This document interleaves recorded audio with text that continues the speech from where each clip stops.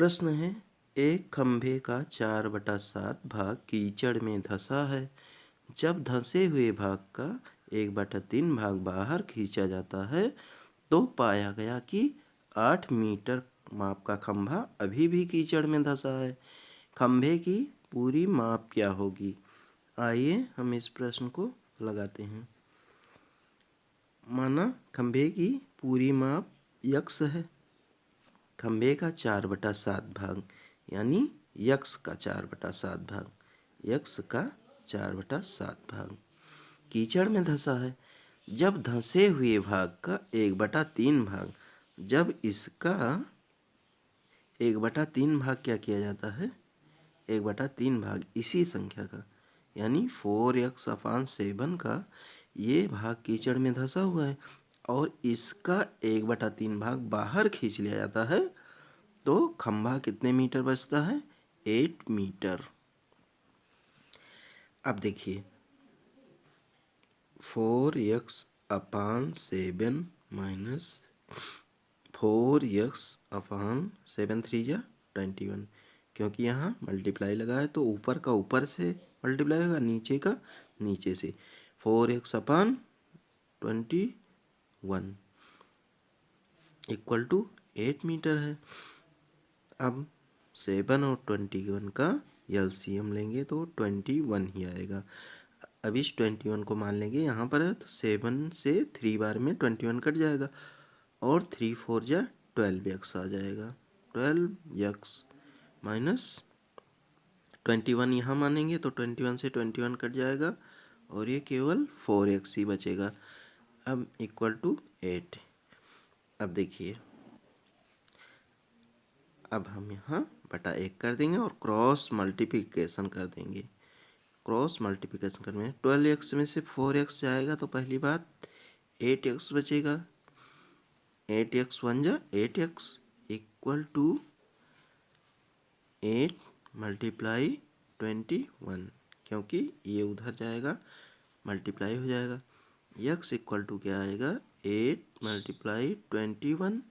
अब ये वाला 8 इसके नीचे पहुंच जाएगा तो इस 8 से 8 कट जाएगा और x का मान हमारा आ जाएगा 21 मीटर। यही हमारे खंभे की लंबाई होगी जो कि विकल्प डी में दिया हुआ है। अब बहुत से बच्चों को ये नहीं समझ में आया होगा कि हाँ 12x कैसे आया। तो ये देखिए, जब हम एलसीएम लेते हैं दोनों का, एलसीएम एक ऐसी संख्या होती है जो दोनों से डिवाइड हो जाए।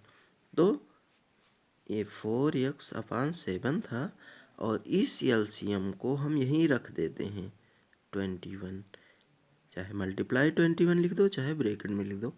तो 7 3 जा 21 और इस 3 से 4 में जब मल्टीप्लाई हुआ है वही यहाँ 12x आया है। आशा है कि आपको 12x कहाँ से आया वो समझ में आ गया होगा। और इसी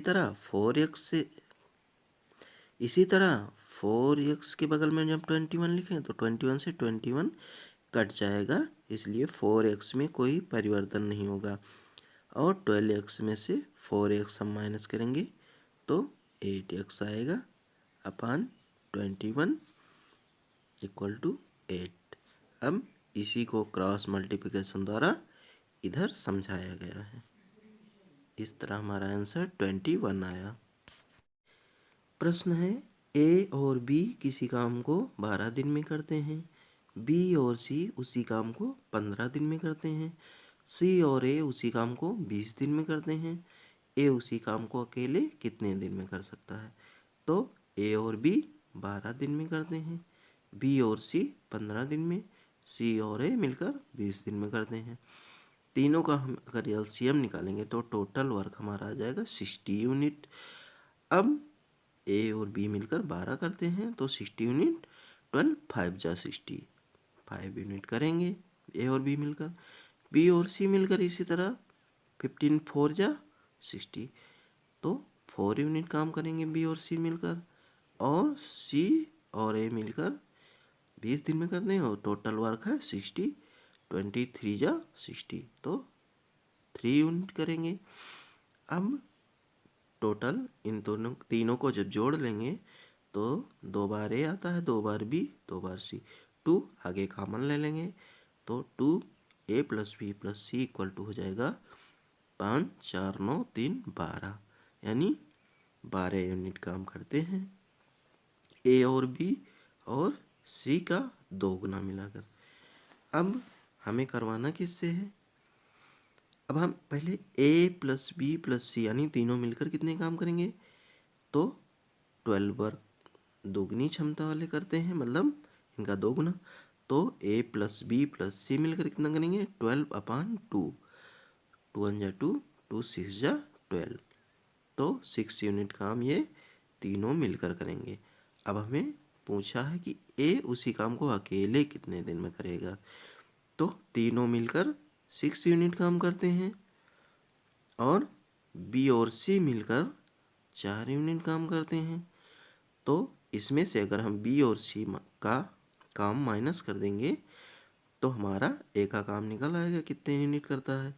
अब a + b + c हमारा करता है 6 यूनिट और b + c हमारा करता है 4 यूनिट।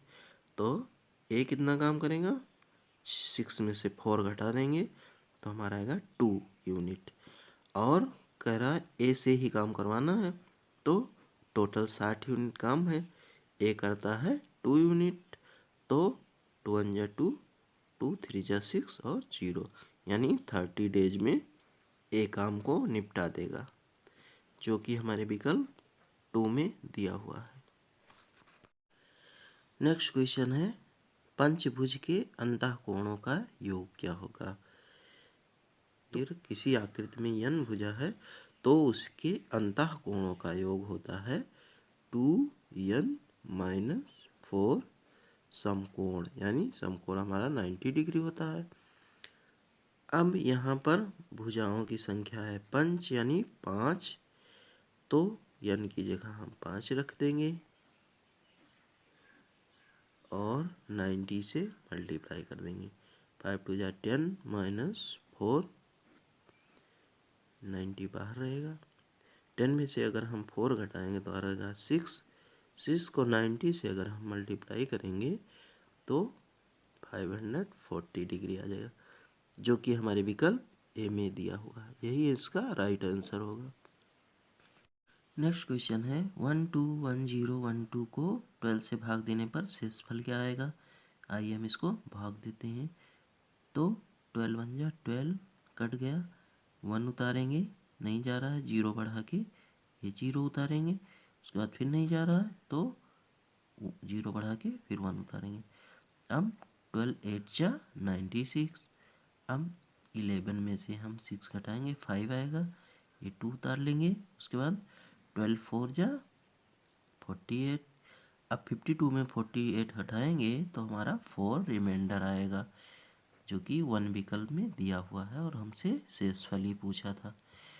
नेक्स्ट क्वेश्चन है 378 236 459 312 को गुणनफल में इकाई का अंक क्या होगा? तो इकाई का अंक ज्ञात करने के लिए हमें इकाई के अंक से ही मतलब रहेगा, यानी 8 6 9 2, हम इसी को मल्टीप्लाई कर लेंगे। 8 × 6 = 48, अब हमें 8 से मतलब है। उसके बाद 8 × 9 = 72, अब हमें 2 से मतलब है। 2 × 2 = 4, जो कि हमारा यही इकाई का अंक होगा, पहला विकल्प। यदि दो संख्याओं का अंतर तथा गुणनफल क्रमशः 5 तथा 36 हो तो उनके व्युत्क्रमों का अंतर है। माना पहली संख्या x, दूसरी y।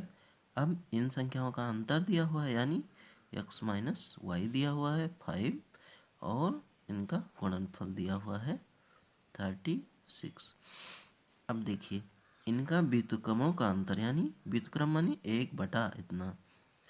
किसी संख्या का व्युत्क्रम 1/ वह संख्या होती है, तो 1/x - 1/y, या इसको इस तरह भी लिख सकते हैं 1/y - 1/x बराबर क्या होगा? अब x y हम एलसीएम हमारा आएगा और x बन जाए x, y बन जाए y, यानी x - y/xy होगा। x - y हमारा दिया हुआ है 5 और xy दिया हुआ है 36। तो आइए देखते हैं किस विकल्प में ये दिया हुआ है 5.36, विकल्प 4 इसका सही है।